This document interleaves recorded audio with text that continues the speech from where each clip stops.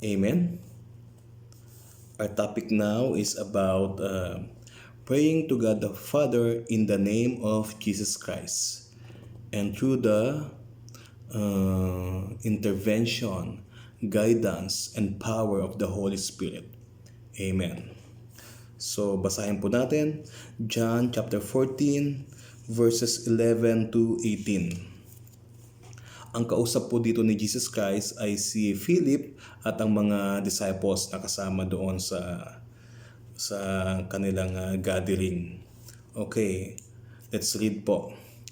Believe me that I am in the Father and the Father in me, or else believe me for the sake of the works themselves. Most assuredly I say to you, he who believes in me, the works that I do, he will do also, and greater works than this he will do, because I go to my Father.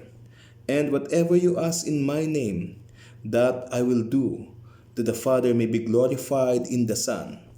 If you ask anything in my name, I will do it. If you love me, keep my commandments. And I will pray the Father, and he will give you another helper, that he may abide with you forever. The Spirit of truth, whom the world cannot receive, because it neither sees him nor knows him. But you know him, for he dwells with you and will be in you. I will not leave you orphans. I will come to you. Amen. So Jesus said here that in verse 13 again, and whatever you ask in my name, that I will do, that the Father may be glorified in the Son. If you ask anything in my name, I will do it. Amen. So sabi ni Jesus Christ, whenever you pray to God, at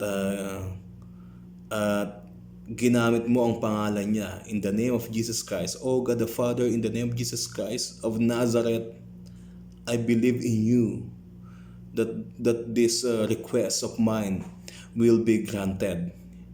Amen. And magagrant po iyon.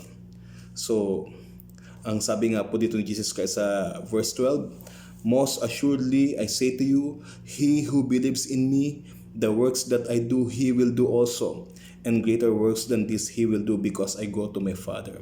So sa lahat ng mga miracles, healing power na ginawa po ni Jesus Christ, mababasa po natin dito sa New Testament, lahat po ng ginawa niya, ang pangako po niya sa mga nananampalataya sa Kanya, mas higit pa roon ang magagawa ng mga nananampalataya sa Kanya, sapagkat sasamahan sila ng banal na Espiritu. Sabi nga po sa verse 16, and I will pray the Father, and he will give you another helper, that he may abide with you forever, the Spirit of truth. So sasamahan ang mga believer ng banal na Espiritu na siyang ibinilin ni Jesus Christ, na bagaman pupunta siya sa langit, pero hindi niya pababayaan ang kanyang mga mananampalataya, sapagkat merong banal na Espiritu na siyang ipagkakaloob sa mga believers. At nangyari po ito. Ito po, ang banal na Espiritu po ay naranasan ng mga disciples. Amen. At ito rin po ay ipinaparana sa atin ngayon ng ating Diyos na buhay. Kung paano po ang pananampalataya ng mga unang disciples sa ating Panginoong Hesus, gayon din po ang ating pananampalataya sa Kanya. Pananampalataya natin sa Ama sa pamamagitan ni Jesus Christ. Because sabi ni Jesus Christ sa John 14:6, I am the way, the truth, and the life. No one comes to the Father except through me. Makakalapit lamang tayo sa ating Diyos Ama sa pamamagitan lamang ni Jesus Christ. Amen. Kaya po sa pananalangin po natin, mahalaga na naroroon po. Gamitin po natin. We are given privilege na gamitin. Kaya sundin po natin ang sabi ng ating Panginoong Hesus na we can use His name. We can include His name in our prayer to God the Father. In the name of Jesus Christ of Nazareth, everything will happen in Jesus' name. Dahil sabi po niya, if you ask anything in my name, I will do it. Whatever you ask in my name, that I will do, that the Father may be glorified in the Son. Amen. So, pag gino-glorify natin ang Panginoong Hesus, ay nag-glorify din. Lalong nag-glorify ang ating Diyos Ama. Amen. So, sa buhay ni Peter and John ay naranasan po nila ito. Yung pangako ng Panginoong Hesus na sa pangalan niya ay mangyayari po ang mga healing power, miracles. Ito po sa Acts chapter 3.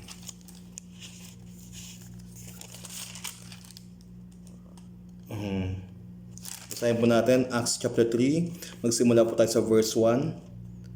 Now Peter and John went up together to the temple at the hour of prayer, the 9th hour.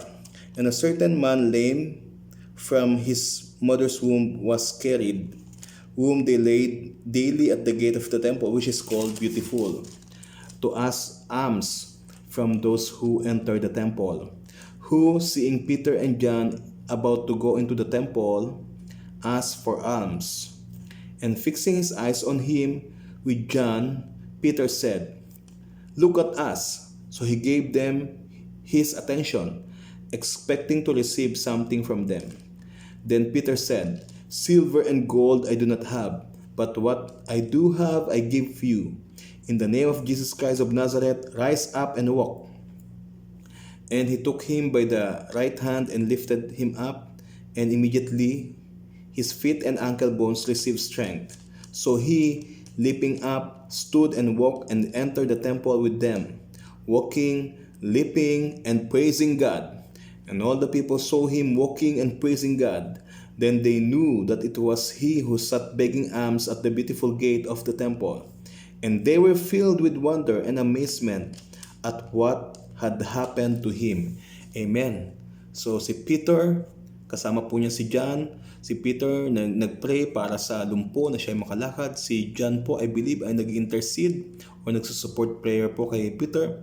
So, sabi po ni Peter, "Silver and gold I do not have." Kasi po namamalimos po yung lalaki na wala silang pera. "Silver and gold I do not have," sabi po ni Peter. "But what I do have, I give you." Ano po ang meron sila? Sabi ni Peter. Meron silang Panginoong Jesus. "In the name of Jesus Christ of Nazareth, rise up and walk." At nakalakad po yung lumpo na yon. Ganun po ka-powerful ang pangalan ni Jesus. Amen. Meron pa po, isa na lang po. Sa buhay naman ni Apostol Pablo.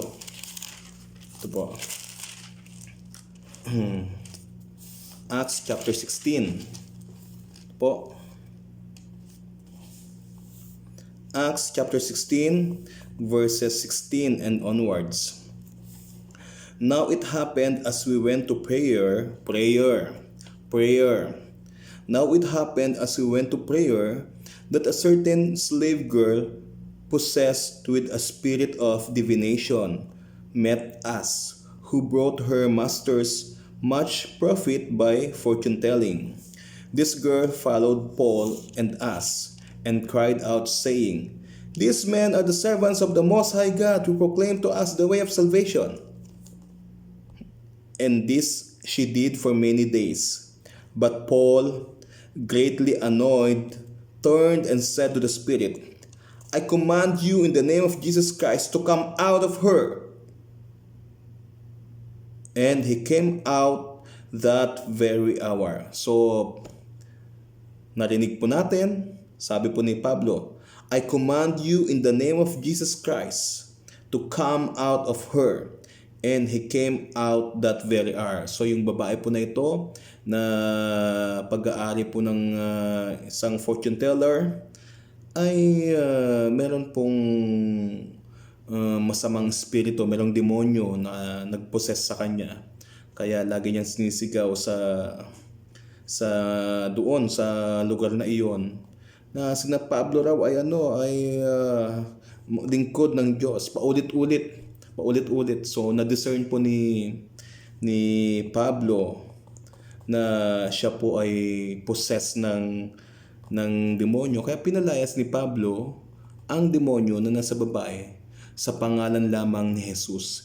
Inutusan ni Pablo ang demonyo na lumayas sa babae. Sa pangalan ni Jesus, demonyo, lumayas ka sa babaeng ito. So ganun po. I command you in the name of Jesus Christ to come out of her. Amen. So ganun po ka-powerful ang pangalan Jesus. Amen. So ang mga nangyari dito, nagalit, ang mga sumunod na nangyari, nagalit po yung master ng babae. Kaya po nag-report siya, nireport sila sa mga kinaukulan. At si Pablo po at si Silas ay pinakulong. Nang makulong po yung dalawa, sa verse 25 po, but at midnight, Paul and Silas were praying and singing hymns to God, and the prisoners were listening to them. Suddenly, there was a great earthquake, so that the foundations of the prison were shaken. And immediately, all the doors were opened, and everyone's chains were loosed. Amen. And the keeper of the prison, awaking from sleep and seeing the prison doors open, supposing the prisoners had fled, drew his sword and was about to kill himself. But Paul called with a loud voice, saying, "Do yourself no harm, for we are all here." Then he called for a light, ran in, and fell down trembling before Paul and Silas. And he brought them out and said, "Sirs, what must I do to be saved?" So they said, "Believe on the Lord Jesus Christ, and you will be saved, you and your household." Then they spoke the word of the Lord to him and to all who were in his house. And he took them the same hour of the night and washed their stripes. And immediately he and all his family were baptized. Now when he had brought them into his house, he set food before them, and he rejoiced, having believed in God with all his household. Amen, glory to God. And si Pablo and Silas nakulong dahil lamang po sa faith nila sa Diyos through Jesus Christ. Pinakulong sila nung master fortune teller. No po? Pero sa kabila nung kanilang ranas, pinakulong sila, binugbog, pinakulong sila sa loob ng kulungan. Instead na mag-iyak-iyak sila, ano pong ginawa nila? Sila po ay, sabi po ng verse 25, but at midnight Paul and Silas were praying and singing hymns to God. Nanalangin sila, nagpuri, nag-worship sa Lord. Sa gitna po ng trouble, sa sitwasyon po na napakabigat, pinili nilang mag-pray. Dahil alam nilang hindi sila pabayaan ng Diyos. At gumawa po ng miracle ang Diyos.